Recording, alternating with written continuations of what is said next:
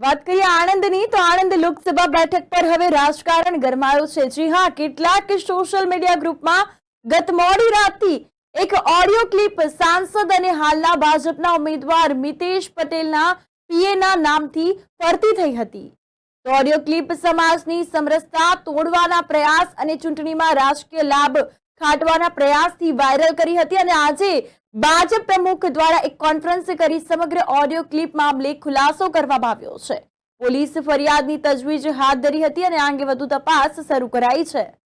વાત કરવામાં આવે તો ઓડિયો ક્લિપ સોશિયલ મીડિયાના તમામ ગ્રુપોમાં ભારે રીતે વાયરલ થઈ છે। આ કારણે રાજકારણ ગરમાયું તેવી સ્થિતિ હાલ જોવા મળી છે। આણંદ લોકસભા બેઠક પર હવે રાજકારણ ગરમાયું છે। કેટલાક સોશિયલ મીડિયા ગ્રુપમાં ગત મોડી રાતથી જ એક ઓડિયો ક્લિપ સાંસદ અને હાલના ભાજપના ઉમેદવાર મિતેશ પટેલના પીએના નામથી ફરતી થઈ છે।